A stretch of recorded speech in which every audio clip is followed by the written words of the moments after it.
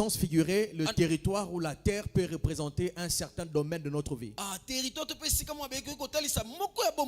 Une certaine entité de votre vie. Alors, lorsque nous parlons de territoire, nous devons savoir, bien aimé, qu'il y a deux types de territoires que l'homme peut conquérir dans la vie. Et la conquête, c'est diffère selon les deux types de territoires à conquérir. On ne peut pas parler de la conquête sans avoir un territoire à conquérir. Et je disais qu'il y en a deux types de territoires. Le premier type de territoire que nous devons savoir, c'est le territoire Éden. Je voudrais que tu dises à celui qui est à côté de toi, territoire Éden. Alléluia. Et le deuxième type de territoire à conquérir, c'est le territoire Canaan. La conquête d'Éden est différente de la conquête de Canaan. Et si un homme ou une femme ne comprend pas comment différencier ces deux territoires, il risque de commettre une erreur grave dans sa vie. Si tu combats en Canaan comme celui qui combat en Éden, tu es perdant. L'attitude de la conquête dépend du territoire à conquérir. Et ce soir, c'est quoi le territoire d'Éden? Le territoire d'Éden, c'est un territoire dans lequel Dieu lui-même nous introduit. Lorsque nous lisons le livre de Genèse, chapitre 2, verset 8, la Bible dit ceci. Puis l'Éternel Dieu planta un jardin en Éden, du côté de l'Orient, et il y mit l'homme qu'il avait formé. Donc nous voyons en Éden que c'est Dieu qui plante un jardin. Et Dieu prend l'homme, il le place dans le jardin. Vous allez comprendre que Adam n'a rien fait pour entrer en Éden. Alléluia. Il n'a rien fait pour entrer en Éden. C'est Dieu qui l'a pris et qui lui a introduit dans l'Éden.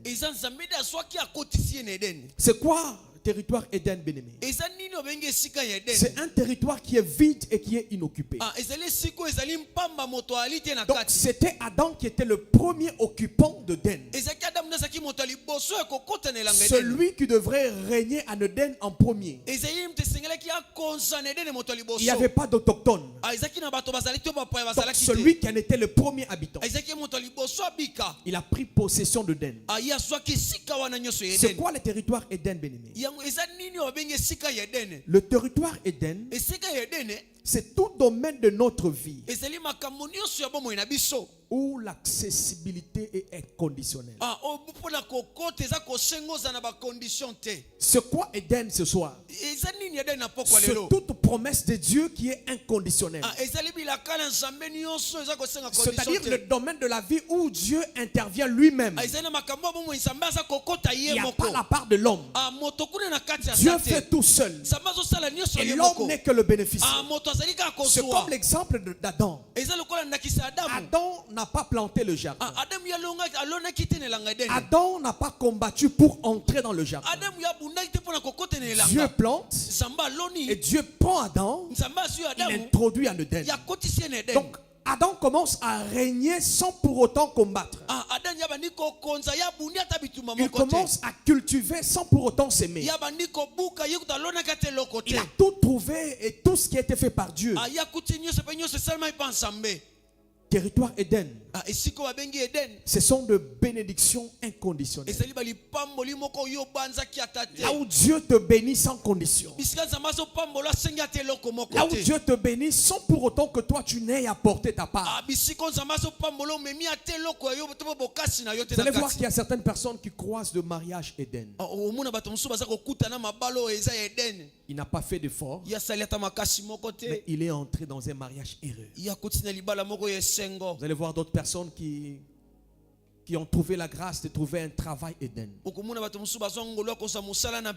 Pendant que plusieurs personnes vont souffrir pour être engagées. Mais lui, sans même écrire un CV, il trouve un travail. Vous allez voir d'autres personnes qui trouvent de promotion Éden. Il n'a rien fait de grave. Il n'a même pas duré dans le travail. À peine être engagé. Il y a de plus anciens que lui. Mais on le prend, on lui donne une promotion. Alléluia. Gloire au Seigneur. Éden, ce sont des choses ou des domaines de la vie dans lesquels vous réussirez facilement sans effort. Mais j'aimerais dire à quelqu'un ce soir que notre évangile n'est pas l'évangile de d'Éden. Alléluia. Tout ne sera pas Éden dans ta vie. La plus grave erreur que nous chrétiens nous commettons,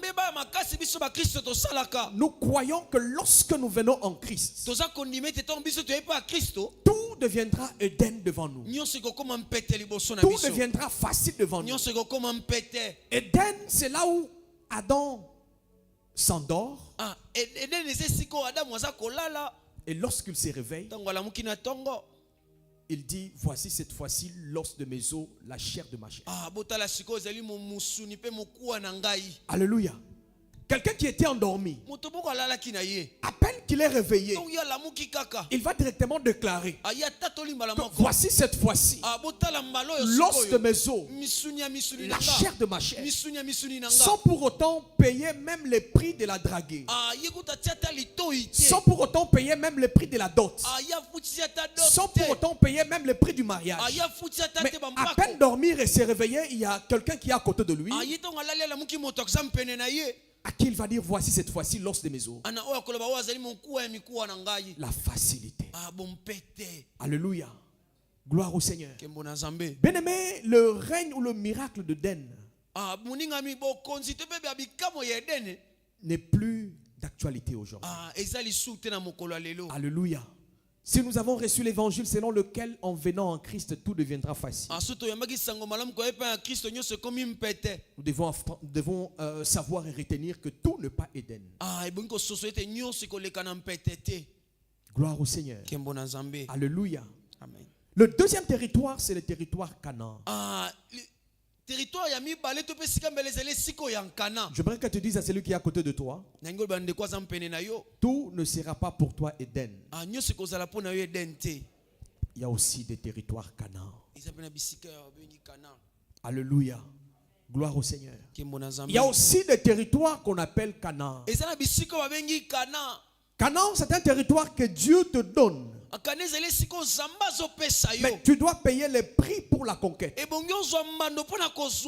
Dieu te donne, mais tu dois payer le prix pour entrer. Dieu ne te prendra pas pour te faire introduire dans Canaan.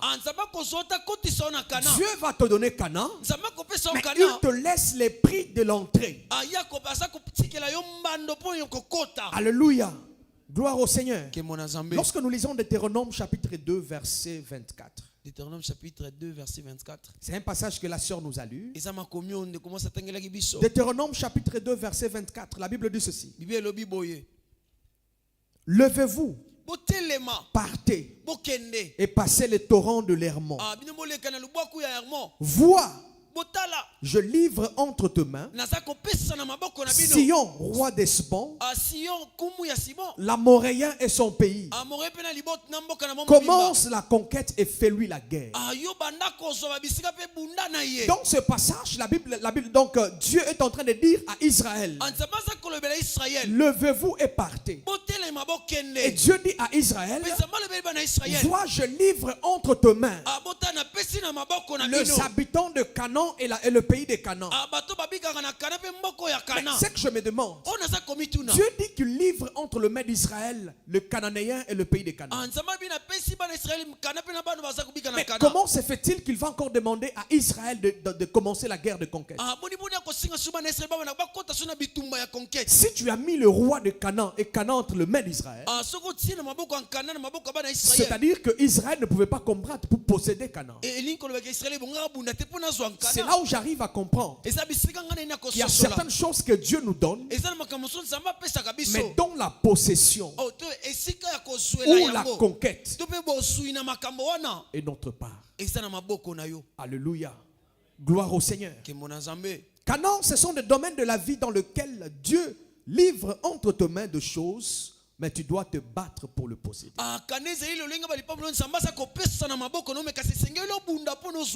Dieu te donne un territoire, mais qui est occupé par des autochtones. La Bible dit, Dieu parle à Abraham que je te donnerai une terre promise. Mais lorsque Dieu donne la terre promise aux descendants d'Abraham, nous nous rendons compte que cette terre promise n'était pas vide. Elle était occupée par des autochtones. Alléluia. Canaan, c'est une terre où coule le lait et le miel. Mais pour que tu puisses t'accaparer du miel, tu dois prendre le temps de chasser les abeilles. Alléluia. Gloire au Seigneur. Bien aimé, si nous ne faisons pas une différence entre les deux territoires à conquérir, c'est une grave erreur que nous pouvons commettre dans la vie. Lorsque tu crois que tout domaine de ta vie c'est Éden, et lorsque tu feras face aux domaines de la vie qui sont de Canaan, tu passeras beaucoup de temps en train d'attendre, mais sans pour autant expérimenter la promesse de Dieu dans ta vie. Alléluia. Amen. Gloire au Seigneur. Il y a certaines choses dans la vie. Il y a certains domaines dans la vie. Lorsque tu veux le posséder, tu dois apprendre à te battre. Et si tu ne te bats pas, ce sont des domaines que tu verras à distance,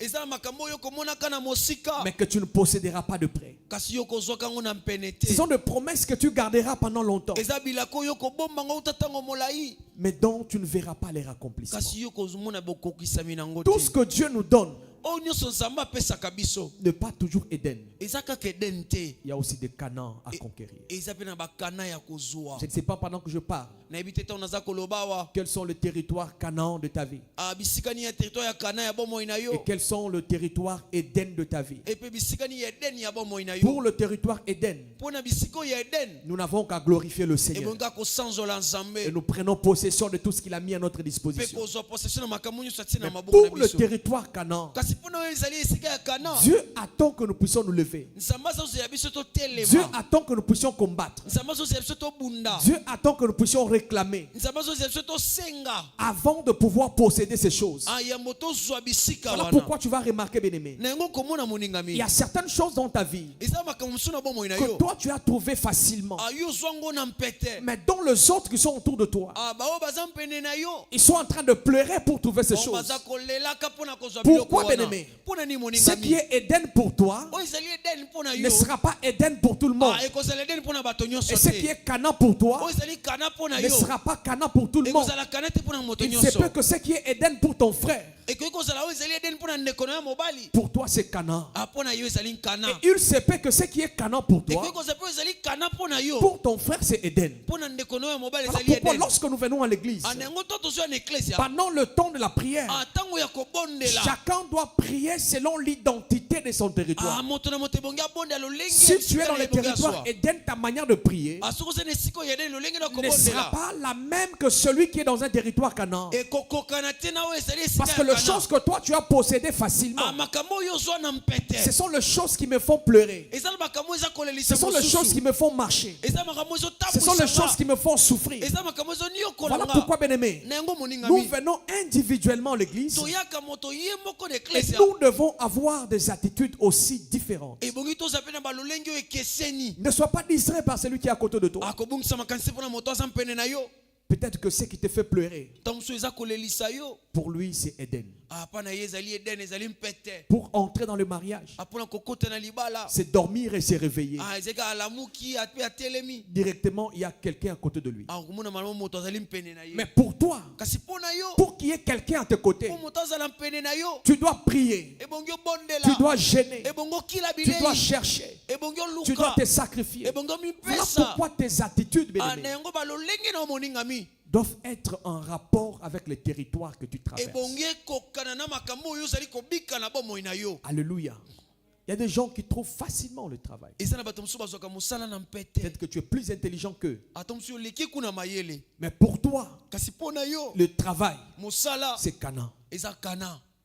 Pour toi, le mariage, c'est Canaan.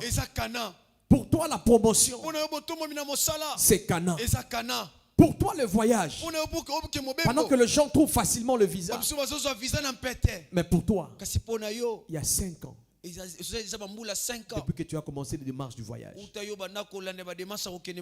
Mais celui qui a commencé il y a 1 mois, déjà il a son visa. Parce que, bien aimé, ce qui est Éden pour l'autre n'est pas Éden pour toi. Voilà pourquoi dans chaque domaine de notre vie, c'est toujours important de pouvoir identifier les 2 types de territoires. Quelles sont les choses pour lesquelles tu as longtemps cherché, mais jusqu'à présent tu ne trouves pas? Ce sont des territoires Canaan. Alléluia. Gloire au Seigneur. Ce sont des territoires Canaan. Tu vas voir une folle qui mange sur de poubelles sans aucune mesure hygiénique. Tu vas voir cette folle tomber enceinte et mener cette grossesse jusqu'à la fin. Finalement, elle porte même un enfant. Parfois, elle n'a aucun moyen même d'élever cet enfant. Mais tu vas voir aussi d'autres personnes avec toutes les mesures hygiéniques possibles, avec tout le moyen qu'il faut pour élever l'enfant. Mais l'enfant ne vient toujours pas. Alléluia. Ce qui est Éden pour l'autre, peut-être que pour toi c'est Canaan. Mais la bonne nouvelle que je t'apporte ce soir, même si tu es dans un territoire Canaan, il y a toujours la possibilité de le conquérir. Parce que la Bible dit ceci, que nous ne combattons pas pour la victoire, mais nous combattons dans la victoire.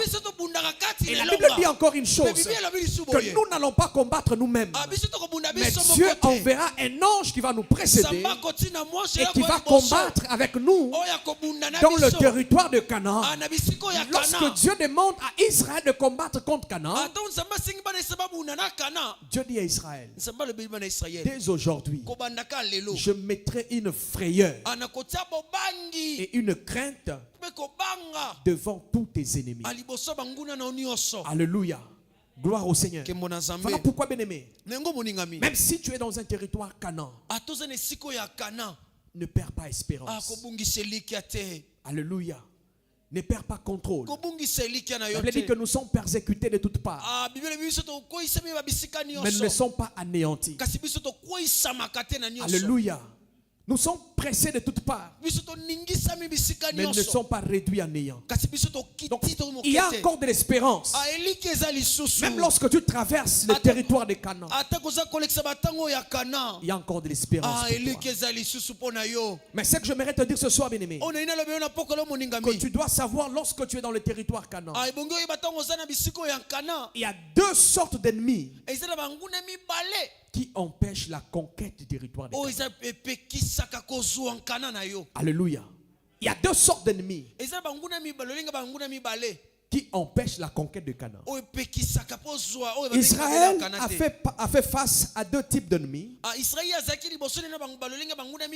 Et ces deux types d'ennemis se manifestent même dans la vie des enfants de Dieu à nos jours. Et lorsque tu ignores ces ennemis, directement tu seras dans les camps de perdants.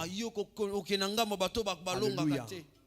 La première victoire, c'est arriver d'abord à identifier son adversaire. La première victoire, c'est arriver d'abord à identifier son ennemi, la force de son ennemi. J'ai vu une vidéo, c'était un combat entre un vieux sportif et un jeune sportif.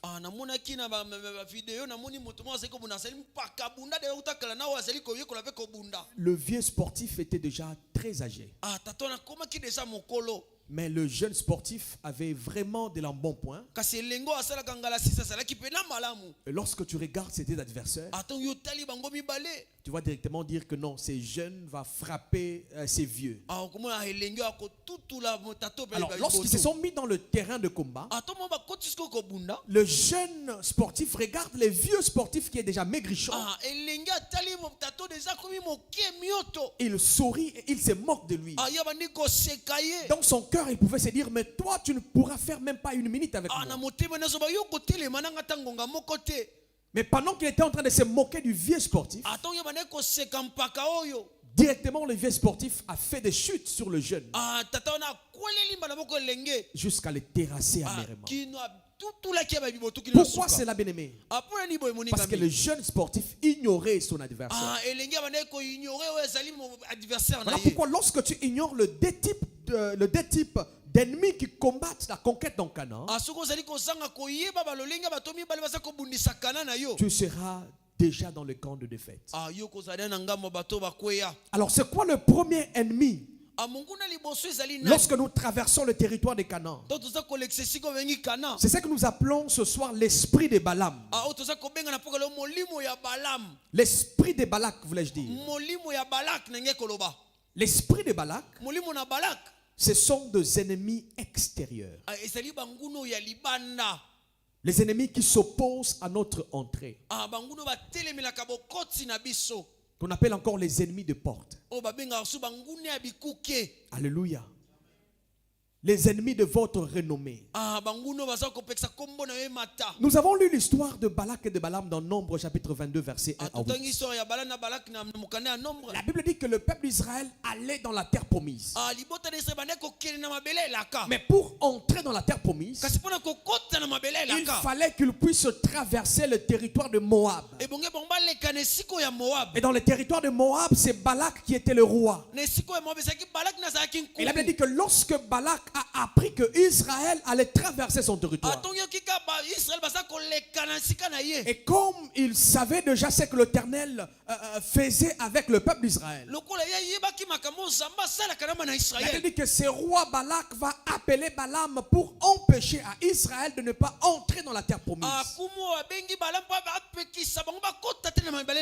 Alléluia.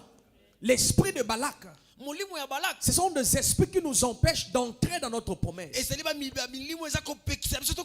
esprits qui nous empêchent d'entrer dans notre destinée. Les esprits qui s'opposent à notre succès. Les esprits qui s'opposent à notre destinée. Balak va chercher Balaam pour qu'Israël ne puisse pas entrer dans Canaan. Alléluia. Gloire au Seigneur. Et cet homme de Balak était prêt à tout faire juste pour qu'Israël ne puisse pas entrer à Canaan. Balak n'était pas un habitant de Canaan. Israël devrait juste passer son territoire pour rentrer en Canaan. Mais lui se lève en opposition contre Israël, disant que vous n'allez pas entrer. Alléluia. Même dans notre vie, bien-aimée, dans la vie des enfants de Dieu, l'esprit de Balak, lorsqu'on n'arrive pas à le vaincre, c'est un esprit qui t'empêchera de ne pas entrer dans ta destinée. C'est un esprit qui t'empêchera de ne pas entrer dans ton règne. C'est un esprit qui t'empêchera de ne pas entrer dans ton travail de destinée. C'est un esprit qui t'empêchera de ne pas entrer dans ton mariage. C'est un esprit qui t'empêchera de ne pas entrer dans ta promotion. Parce que l'esprit de Balak, ce sont des esprits qui se lèvent sur le chemin de notre destinée pour nous empêcher tout accès. Et lorsque nous lisons ces récits de Balak et de Balaam, on nous parle de cette stratégie de Balak dont le monde de ténèbres utilise de nos jours dans la vie des enfants de Dieu pour les empêcher à ne pas entrer dans leur destinée. La première stratégie, bien-aimée, c'est la domination par le moyen de l'enchantement et de la divination. La Bible dit que Balak va demander à Balaam que Balaam puisse déclarer la malédiction sur le peuple d'Israël par le chemin de l'enchantement et de la divination, pour que Balak puisse dominer Israël, pour que Balak puisse vaincre Israël. Il a cherché un devin qu'on appelle Balaam, et Balaam va se présenter sur le chemin des enfants d'Israël pour déclarer de l'enchantement et de divination, afin qu'Israël ne puisse pas entrer en possession de la terre promise. Mais ce que j'aime dans la parole de Dieu, elle me dit que lorsque Balaam se lève devant les enfants d'Israël, il commence à faire de l'enchantement et de la divination. Il va se rendre compte d'une chose, que l'enchantement ne peut rien contre Jacob et la divination ne peut rien contre Israël. Il se levait avec des enchantements, mais l'enchantement de Balaam ne pouvait rien contre Jacob. La divination de Balaam ne pouvait rien contre Israël. Je vais dire à quelqu'un ce soir, même si les gens peuvent se lever pour empêcher que tu ne puisses pas entrer dans ta promesse, en allant se liguer avec le monde de ténèbres, en allant consulter des magiciens ou des enchanteurs pour empêcher que toi tu ne puisses pas accéder dans le domaine de ta promesse, pour que toi tu ne puisses pas entrer dans ton mariage, pour que toi tu ne puisses pas entrer dans ton travail de destinée, pour que toi tu ne puisses pas entrer dans le plan que Dieu a formé pour toi. Mais la bonne nouvelle que je t'annonce ce soir, que l'enchantement ne peut rien contre toi et la divination ne peut rien contre toi. Voilà pourquoi la première stratégie de l'esprit de Balak n'a pas d'effet devant les enfants de Dieu. Voilà pourquoi, bien-aimé, tu ne dois pas craindre les féticheurs. Même si tu es dans une entreprise, ou tu es dans des business ou des activités, là où il y a beaucoup de gens qui sont dans les mondes de ténèbres, tu dois avoir l'assurance que si je suis dans le Seigneur, l'enchantement ne peut rien contre moi. Alléluia. L'enchantement ne peut rien contre moi. Je bénis Dieu pour le témoignage que notre père, le prophète Lambos, a donné dans la vie de sa servante, la sœur Nathalie. Pendant qu'elle est au travail, l'ennemi s'avance derrière elle pour la toucher, avec de mauvaises intentions d'envoûter. Mais subitement, la personne est électrocutée. Alléluia. Laisse-moi te dire, bien-aimé, que si tu demeures sur l'abri du Très-Haut, tu reposes à l'ombre du Tout-Puissant. Alléluia. Gloire au Seigneur. La deuxième stratégie de l'esprit de Balak, c'est de travailler dans la malchance et dans la poisse. Alléluia. Balak va demander à Balaam que Balaam puisse prononcer de mots de malchance contre Israël. Pour que Balak puisse frapper et exterminer tous les enfants d'Israël. Mais lorsque Balaam se lève pour prononcer la malchance et la poisse devant les enfants d'Israël, l'Éternel va dire à Balaam,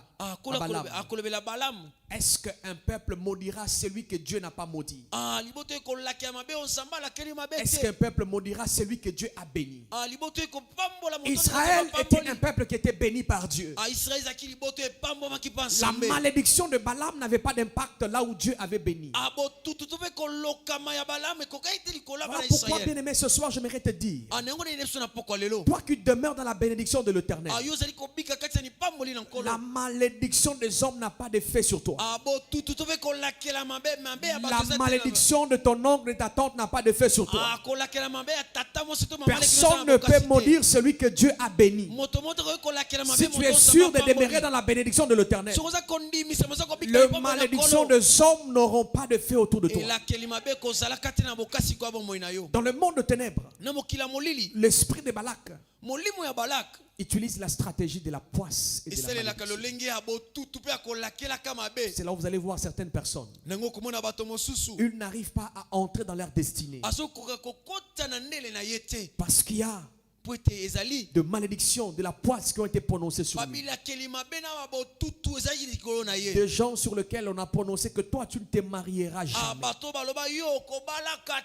Des gens sur lesquels on a prononcé que toi tu ne prospéreras jamais dans ta vie. Et vous allez voir que ces paroles de malédiction, si la personne n'est pas en Christ, cette poisse va retenir quelqu'un dans une vie qui n'est pas la sienne. Quelqu'un qui a une destinée royale. Mais à cause de la poisse, il traverse une vie de malédiction. Mais ce soir, bien-aimé, aucune parole de malédiction ne peut avoir des effets sur toi. Au nom puissant de Jésus.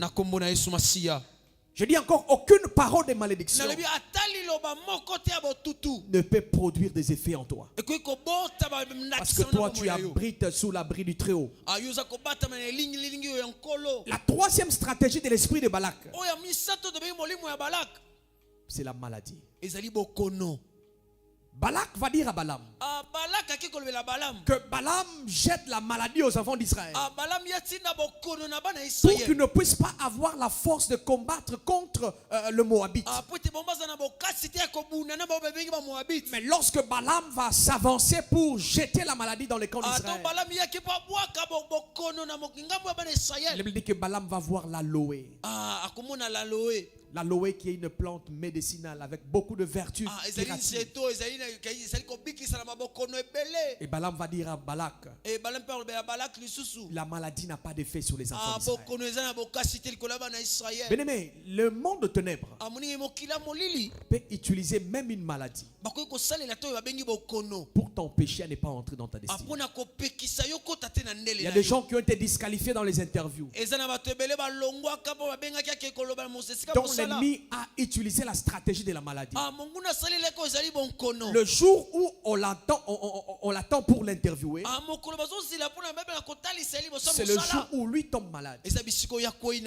Le jour où il doit faire les tests d'embauche, c'est le jour où une certaine maladie se manifeste dans son corps. C'est une stratégie du monde de ténèbres que Balaam a voulu exercer sur les enfants d'Israël. Ce soir, je lève ma main et je déclare que la stratégie des malades n'aura pas d'effet sur toi. Tu ne seras jamais disqualifié à cause de la maladie. Il y a des gens qui sont même révoqués du travail à cause de la maladie. Quelqu'un qui avait un bon travail, il avait un bon salaire, mais le monde de ténèbres va utiliser la maladie pour rendre inactif un homme. jusqu'à ce qu'il perde même son travail. Si aujourd'hui nous travaillons, bien-aimés, c'est parce que nous avons la force. C'est parce que nous sommes actifs. Mais le jour où nous tomberons dans l'inactivité, même dans l'entreprise, on peut nous mettre dehors. Alléluia. Voilà pourquoi lorsque nous prions pour notre travail, nous devons aussi prier pour notre santé.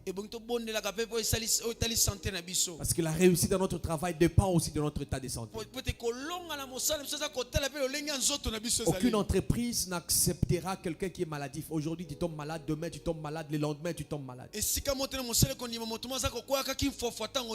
diable, pour combattre ton travail, il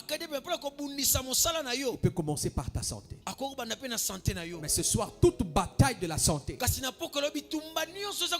sont nulles sans effet.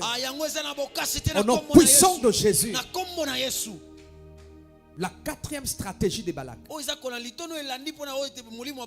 c'est de créer la sécheresse. Balak dit à Balaam, crée la sécheresse autour des enfants d'Israël. Qu'ils n'aient absolument rien même à manger, qu'ils soient dans la sécheresse. Et lorsqu'ils seront frappés par la sécheresse, ils vont désespérer dans leurs promesses. Ils vont se révolter contre leur Dieu. Mais même la sécheresse n'a pas eu d'effet devant les enfants. Laissez-moi te dire, bien-aimé, que la sécheresse n'a pas d'effet sur toi. La Bible dit dans Psaume chapitre 84 que même lorsque je traverse la vallée des Baka, la vallée des Baka, c'est une vallée de sécheresse amère. Pour entrer en Jérusalem, il fallait passer par la vallée des Baka. Une vallée où il n'y a pas d'eau. Mais la Bible dit ceci: pour toi, un enfant de Dieu, même lorsque tu traverseras cette vallée de Baka, la vallée dans laquelle les autres tombent, la vallée qui avale les autres, mais pour toi, un enfant de Dieu, lorsque tu traverses cette vallée, l'Éternel est capable de transformer cette vallée à un endroit plein de sources et de la combler de l'eau en abondance. Voilà pourquoi un enfant de Dieu ne tombe pas comme tout le monde. Là où les autres sont tombés à cause de la sécheresse, mais nous qui sommes en Christ, nous ne tomberons jamais. Alléluia. Amen. Nous ne tomberons jamais. Pourquoi? Parce que Christ pour nous est la source de notre prospérité. Nous sommes comme des arbres qui sont plantés près d'un courant d'eau. Et la Bible dit qu'il donne des fruits en chaque saison. Que dans la saison de pluie que tu donnes des fruits. Que dans la saison sèche que tu donnes des fruits. Alléluia. Gloire au Seigneur. Notre saison dépend de notre Seigneur. Que toute sécheresse que le monde de ténèbres a organisée dans ta vie, pour te pousser à désespérer les promesses de Dieu, je déclare ce soir son nul sans effet. Au nom puissant de Jésus. La cinquième stratégie d'esprit de Balak, c'est la déconnexion des alliés de destinée. Balak va encore dire à Balaam qu'il puisse déconnecter Israël de tous les alliés. Cette stratégie aussi, comme stratégie, c'est comme Naomi et Ruth. Vous enlevez l'histoire de Ruth dans la Bible. Donc, parfois brouillé, ta relation avec les alliés de destinée. Tu vas te rendre compte de personnes avec qui vous aviez de bonnes relations. Mais subitement, les relations sont pourries. Subitement, il y a des séparations avec ces gens. Et pourtant, ces gens pouvaient être de ponts pour toi, au travers lequel vous devriez passer pour accéder dans une grande entreprise. Mais le diable a commencé par brouiller votre relation. Voilà pourquoi ce soir, bien-aimé, que tous ceux qui cherchent à brouiller vos relations avec vos alliés de destinée, que leur effort soit nul sans eux. Au nom puissant de Jésus-Christ. La sixième stratégie, c'est la déconnexion spirituelle. Balaam a cherché à déconnecter Israël de son Dieu. Parce qu'il s'est rendu compte que toutes les stratégies n'ont pas marché. Et il se rend compte qu'il y a un Dieu qui protège Israël. Et pour vaincre Israël, il faut le déconnecter de son Dieu. Balaam a fait tous les efforts possibles. Il n'a pas su déconnecter Israël de son Dieu.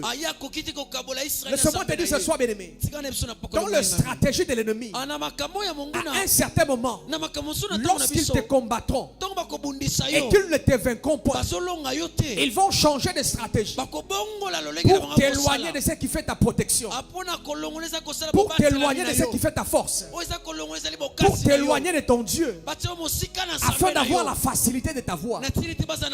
Voilà pourquoi, bien-aimé, lorsque tu constateras qu'il y a certaines catégories de personnes qui cherchent à te séparer de Dieu par des programmes inattendus. Pendant que toi tu vas aller à la prière, des amis qui arrivent à la maison avec des discussions parfois banales, juste pour te bloquer, afin que tu ne puisses pas aller à la prière, te décourager des choses de Dieu.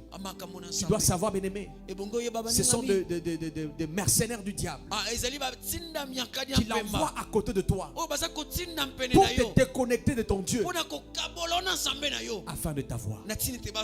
Voilà pourquoi, bien-aimé, n'accepte pas qu'un homme, n'accepte pas qu'une femme, n'accepte pas qu'un travail, n'accepte pas qu'une chose puisse te séparer de ton Dieu.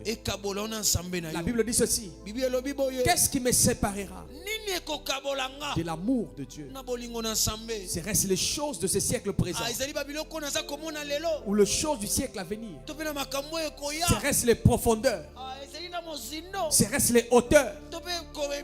Et en fin de compte, Paul dit que rien ne pourra me séparer de mon Dieu. Que rien ne te sépare de ton Dieu. La dernière stratégie de Balaam, c'était la débauche et l'immoralité. Et ce qui est malheureux dans l'histoire du peuple d'Israël, ils ont survécu aux 6 stratégies de Balaam, mais ils sont tombés dans la débauche, dans l'immoralité. Et la Bible dit que Dieu les a livrés entre les mains de leurs ennemis. Laisse-moi te dire, bien-aimé, que parmi les plus grandes armes de l'ennemi, du diable, qui peuvent même t'empêcher de ne pas entrer dans ta destinée, c'est la vie de débauche, la vie de l'immoralité. Alléluia. S'il n'a pas su te dominer par l'envoûtement et l'enchantement,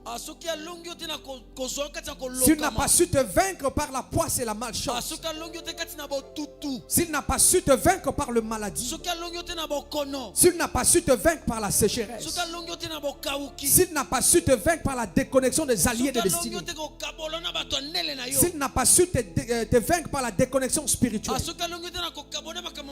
tu dois faire attention à la vie de débauche. Elle dit que rien ne pourra enlever ce qui se trouve entre les mains de Dieu. Mais il y a une seule chose qui peut te séparer, toi et ton Dieu. Dans Ésaïe chapitre 59 verset 2. Ésaïe 29 59 verset 2. La Bible nous montre clairement que le péché crée une séparation entre nous et Dieu. C'est la seule stratégie qui a marché devant les enfants d'Israël. Mais je lève ma main, je déclare que cette stratégie ne réussira pas dans ta vie. Au nom puissant de Jésus, je déclare que l'esprit de Balak via le 7 autel de Balaam seront nuls sans effet dans ta vie. Au nom puissant de Jésus. Au nom puissant de Jésus. Balak veut dire celui qui ravage. Les dévastateurs. La volonté de Balak, c'était d'exterminer tous les enfants d'Israël afin de les empêcher de ne pas entrer dans leurs promesses. Voilà pourquoi ce soir, bien-aimé, que tout celui qui se lève sur le chemin de ta destinée pour t'empêcher d'une manière ou d'une autre à ne pas entrer dans ta destinée, qu'il tombe ce soir au nom de Jésus. Je dis qu'il tombe ce soir au nom de Jésus. Que tout Balak tombe ce soir au nom de Jésus. Et que tout Balaam tombe ce soir au nom de Jésus. Balak et Balaam ont été inefficaces devant Israël. Le deuxième ennemi par lequel nous allons terminer ce soir et entrer dans la prière,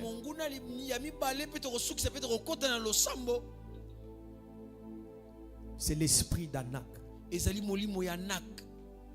Répète après moi, esprit d'Anak. Esprit d'Anak, ce sont deux esprits géants.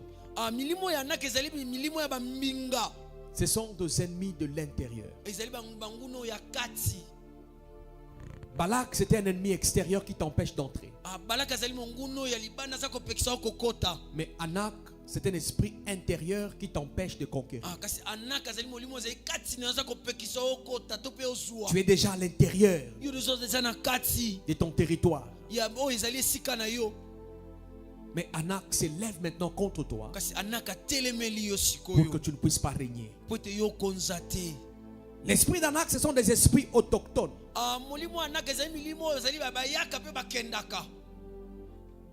Dans le livre de Nombres, chapitre 13, verset 3, la Bible dit que lorsque les espions qui ont été envoyés par Moïse allaient espionner la ville de Canaan sont revenus auprès de Moïse, ils vont dire à Moïse que nous y avons vu le géant, les enfants d'Anak, de la race des géants. Nous étions à nos yeux et aux leurs comme des sauterelles. L'esprit d'Anak, ce sont des esprits géants qui se font des esprits autochtones de certains domaines de notre vie. Donc, ils règnent sur un certain domaine de notre vie et ils nous empêchent de pouvoir régner dans ces domaines. Et lorsque tu n'as pas encore chassé ou renversé ces esprits d'Anak, c'est là où tu vas te rendre compte qu'il y a certains domaines de ta vie où tu peux entrer, mais tu ne vas pas régner. Alléluia. Tu peux entrer dans le mariage, mais quand tu arrives dans le mariage, tu ne vas pas faire beaucoup de temps. Pourquoi? Parce que les esprits d'Anak vont s'opposer à toi. Tu as vaincu l'esprit de Balak, tu es entré dans le mariage. Mais en arrivant dans le mariage, tu trouves encore l'esprit d'Anak qui va s'opposer que tu puisses régner ou demeurer dans le mariage. Tu as vaincu l'esprit de Balak, tu es entré dans un travail. Mais en arrivant dans le travail, tu croises encore l'esprit d'Anak qui te combat dans le travail. Et si tu ne renverses pas l'esprit d'Anak, tu vas te rendre compte que tu as trouvé du travail, mais au bout de 3 mois, tu as perdu encore ce travail.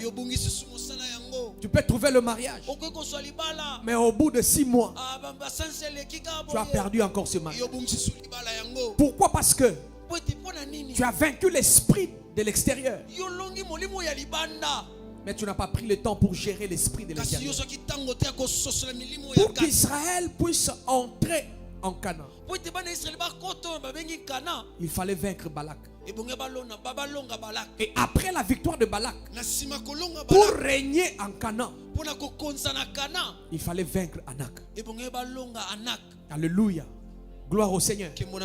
La Bible dit dans Josué chapitre 15 verset 14 que Caleb chassa les 3 fils d'Anak,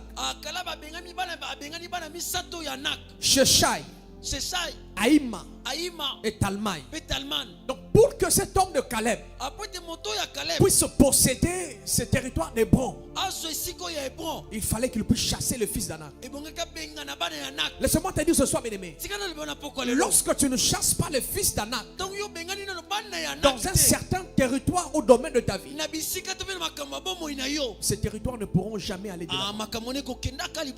Pourquoi? Parce qu'il y a des esprits géants qui se font comme des esprits autochtones, qui se sont déjà décidés que dans tel ou tel autre domaine de ta vie, toi tu ne pourras pas aller de l'avant. Toi tu ne pourras pas traverser une certaine limite. Donc il y a des limites où tu ne peux jamais franchir.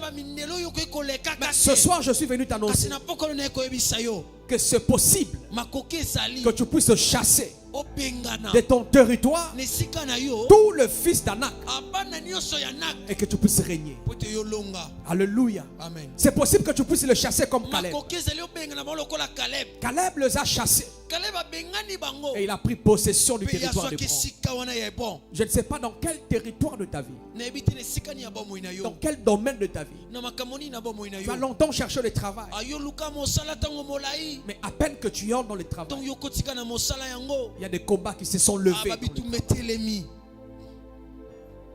Tu as longtemps cherché les fiançailles,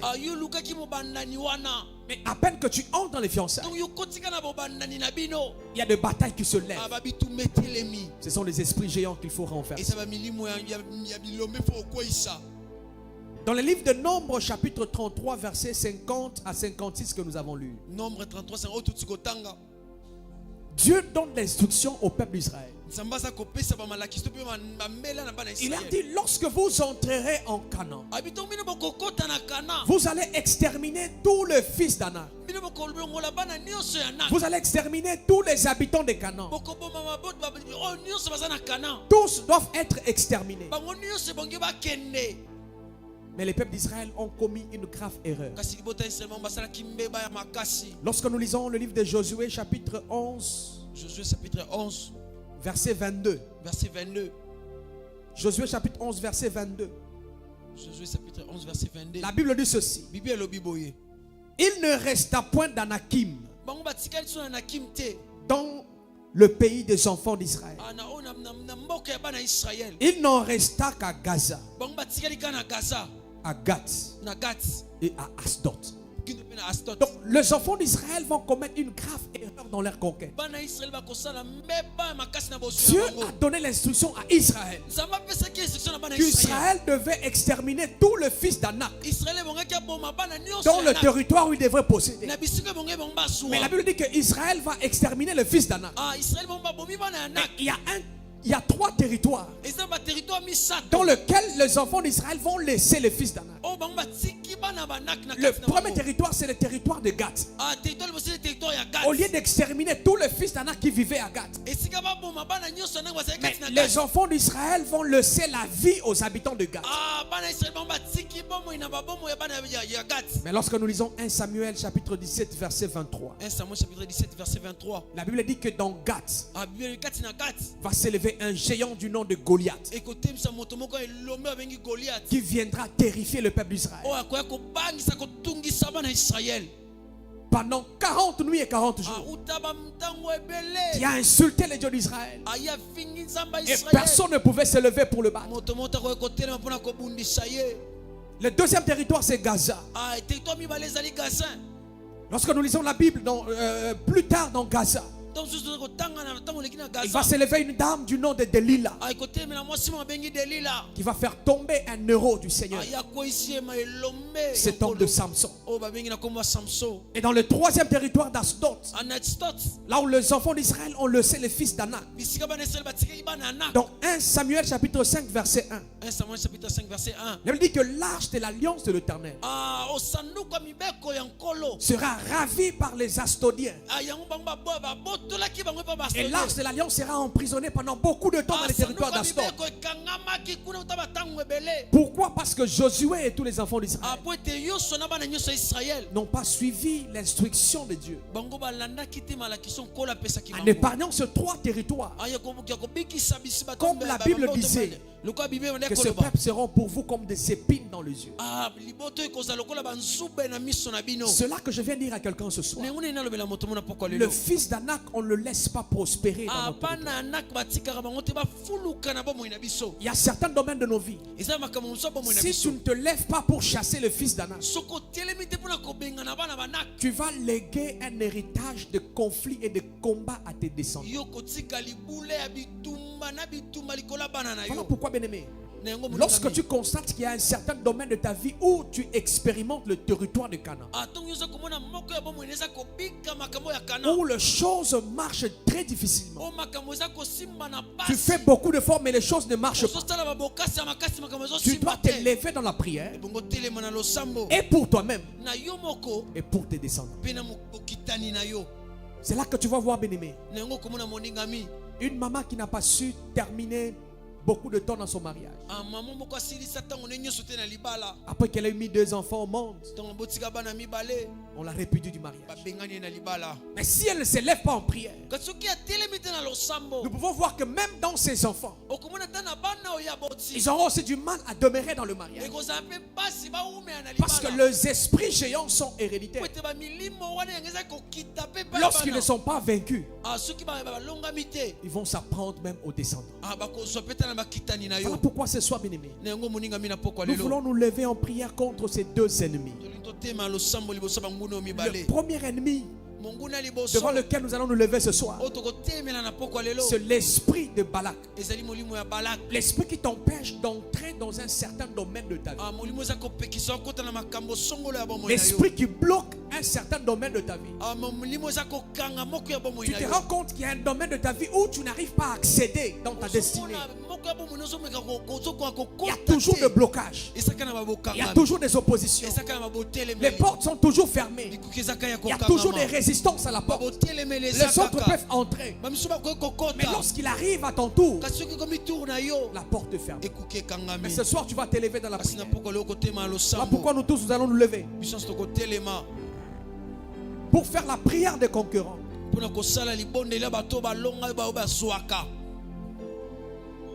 Tout ne sera pas Éden pour toi, bien-aimé. Je ne sais pas ce qui est Canaan pour toi. C'est que les autres reçoivent facilement, mais toi-même difficilement tu ne reçois pas. Ce soir tu vas dire à Dieu, les dieux qui a donné Canaan aux enfants d'Israël, malgré la résistance d'Anak, tu vas demander à Dieu ce soir que toutes les stratégies de Balak soient nulles sans effet. Que rien ne puisse t'empêcher de ne pas entrer dans ta destinée, de ne pas entrer dans ton territoire de destinée. Tu vas élever ta voix et tu commences à prier. Commence à renverser tout esprit de Balak.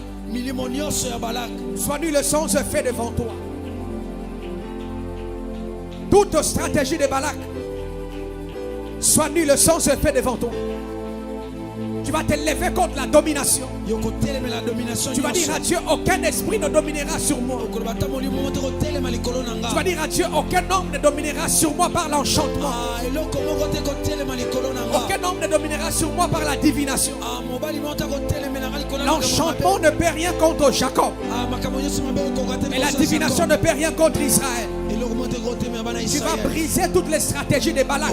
Tu vas dire à Dieu que tout celui qui va consulter le monde de ténèbres pour me renverser de mon poste, pour me renverser de mon mariage, pour me renverser de mes activités, ce soir je déclare nul sans effet.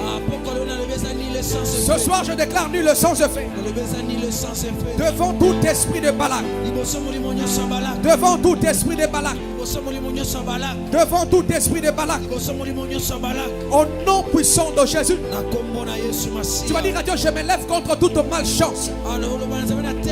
Je me lève contre toute poisse. Je ne vivrai pas la malchance dans ma vie. Je ne vivrai pas la poisse dans ma vie. Que toute parole de malédiction soit nulle sans effet dans ma vie. Que toute parole de malédiction soit nulle sans effet dans ma vie. Je ne serai pas victime de la malchance. Je ne serai pas victime de la poisse. Au nom puissant de Jésus. Tu vas dire à Dieu que la maladie sera nulle sans effet dans mon corps. Je ne serai pas disqualifié à cause de la maladie. Mon corps n'est pas le temple de la maladie. Mon corps est le temple du Saint-Esprit. Que toute forme de maladie que le monde aux ténèbres ont envoyé dans mon corps pour me disqualifier de mon travail, pour me disqualifier de mon mariage, pour me disqualifier de mes activités, ce soir je le déclare nul sans effet au nom de Jésus. Je serai en bonne santé dans le nom puissant de Jésus. Ce soir tu vas dire à Dieu que toute déconnexion des alliés de destinée et nul sans effet devant moi. Je ne perdrai pas mes alliés de destinée. Je ne perdrai pas mes alliés de destinée. Je ne perdrai pas mes alliés de destinée. Au nom puissant de Jésus. Au nom puissant de Jésus. Au nom puissant de Jésus. Ce soir tu vas lever la voix, tu vas dire que je ne serai pas connecté de mon Dieu. Que toutes les déconnexions spirituelles sont nulles sans effet dans ma vie. Aucun homme, aucune femme ne pourra me déconnecter de mon Dieu. Aucune situation ne pourra me déconnecter de mon Dieu. Aucun événement ne pourra me déconnecter de mon Dieu. Je resterai accroché à mon Dieu. Au nom puissant de Jésus. Ce soir tu vas dire à Dieu que la stratégie de débauche sera nulle sans effet devant moi. La stratégie de débauche sera nulle sans effet. L'ennemi ne réussira pas ma vie dans la débauche. Je ne vivrai pas dans la débauche. Je ne mènerai pas la vie de débauche.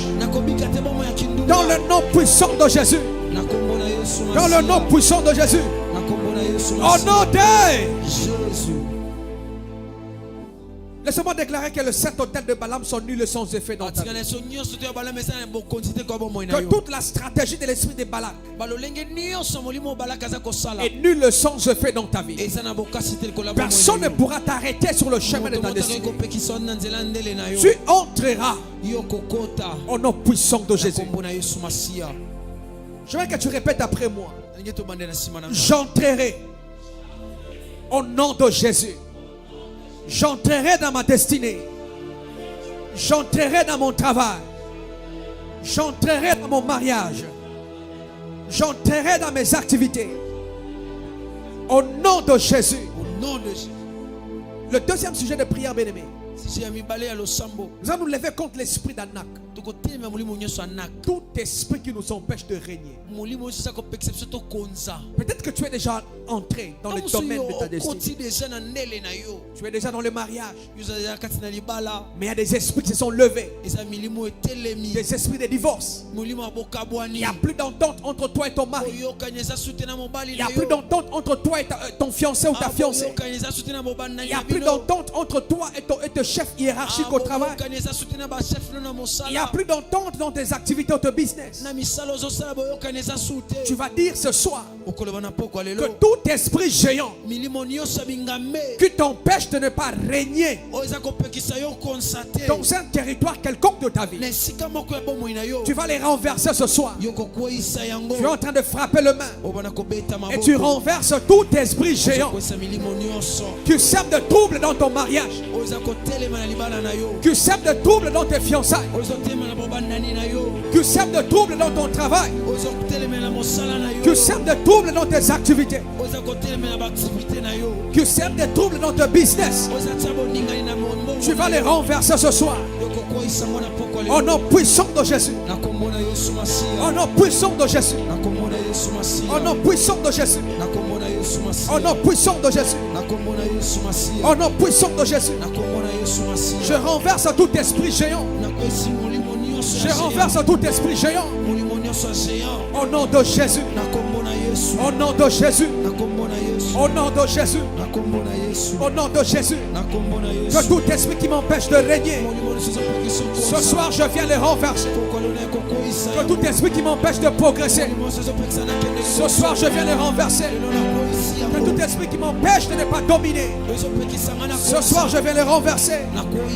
Au nom puissant de Jésus. Au nom puissant de Jésus. Au nom puissant de Jésus. Au nom puissant de Jésus.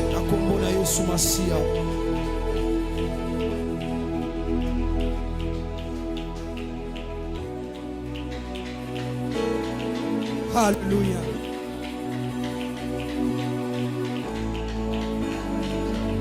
Alléluia. Au nom de Jésus. Tu vas déclarer après moi ce soir. J'entrerai et je régnerai. J'entrerai et je dominerai. J'entrerai et je m'installerai. Aucun esprit géant ne peut déstabiliser mon mariage. Aucun esprit géant ne peut déstabiliser mon travail. Aucun esprit géant ne peut déstabiliser mes activités. Au nom puissant de Jésus, nous acclamons très fort le Seigneur. Acclamons le roi de rois. Acclamons le Seigneur de seigneurs. Nous allons reprendre nos places. Nous préparons nos offrandes que nous avons apprêtées pour le Seigneur. Et nous allons nous avancer rapidement dans le panier des offrandes. Tu déposes ton offrande et tu déclares que tu entreras dans ta destinée et tu régneras. Nous nous avançons selon l'ordre protocolaire. Tu déposes et tu déclares: j'entrerai et je régnerai. J'entrerai et je régnerai.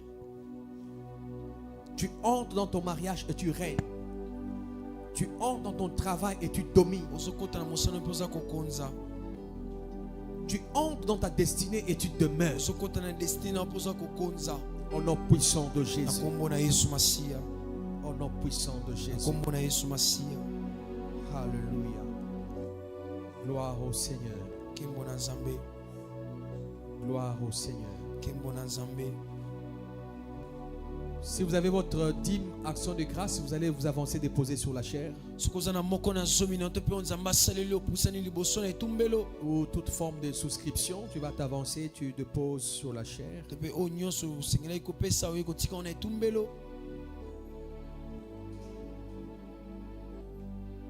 Que Dieu vous bénisse. Le protocole va tourner rapidement avec le panier des offrandes de fonctionnement. Nous allons déposer ce que nous pouvons pour le fonctionnement de l'œuvre de Dieu.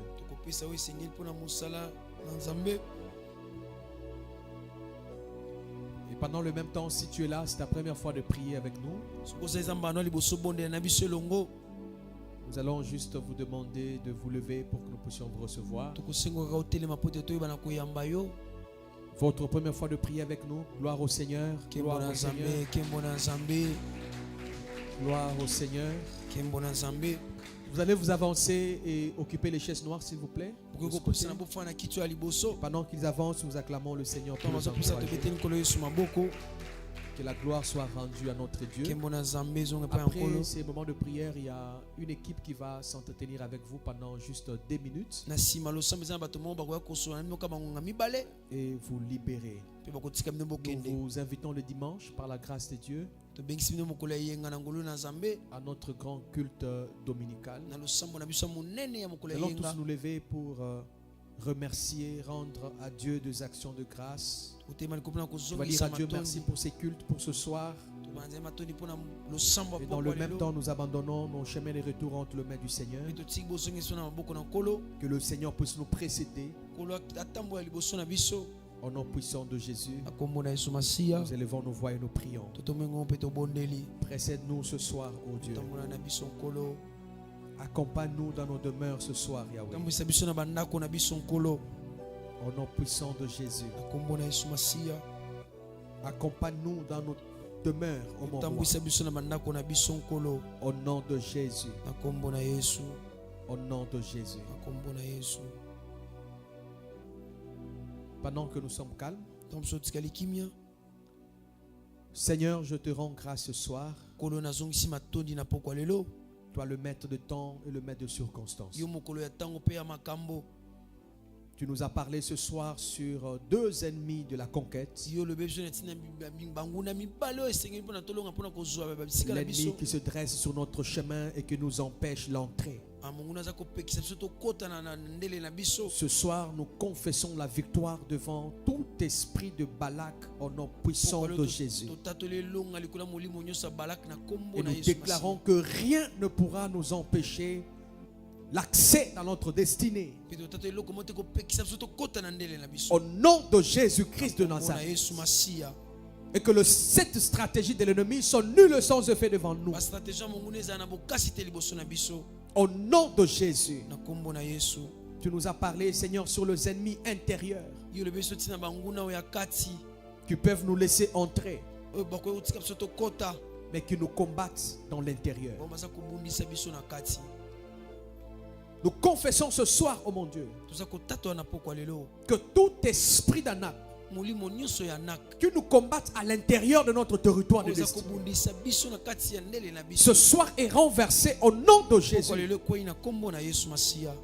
Nous entrerons et nous régnerons.